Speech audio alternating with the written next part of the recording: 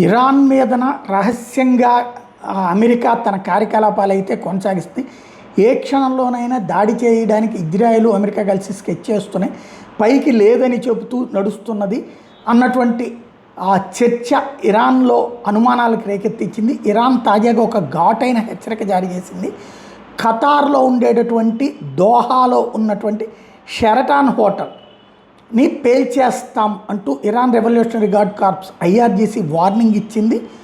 ఏదైతే ఈ Sheraton grand hotel దోహాలో ఉన్నదో, Doha resort and convention hotel ఏదైతే ఉందో అందులో అమెరికన్ విజిలెన్స్ వింగు, అట్లాగే ఆ ప్రాంతానికి ఇదే అమెరికాకి సంబంధించినటువంటి ఎక్స్పర్ట్స్ అందులో ఉన్నారు. కాబట్టి దాన్ని దెబ్బతీస్తాం అన్నటువంటిది వార్నింగ్ ఇస్తుంది. యుఎస్ ఏదైతే ఎయిర్ ఫోర్స్కి సంబంధించినటువంటి వాళ్ళు, యుడైడ్ ఎయిర్ బేస్కి సంబంధించినటువంటి వాళ్ళు, ఆర్టిఫిషియల్ ఇంటెలిజెన్స్ వింగులకు సంబంధించినటువంటి వాళ్ళు అందులో బస్ చేశారని మాకు తెలుసు.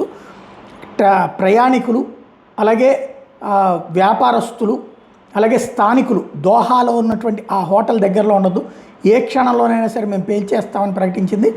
అలాగే తమకు సంబంధించినటువంటి విజిలెన్స్ వింగ్ అవన్నిటి కూడా కనిపెట్టింది. అమెరికన్ సిటిజన్స్కి అయితే రక్షణ ఉండదు అని తేల్చి చెప్తోంది.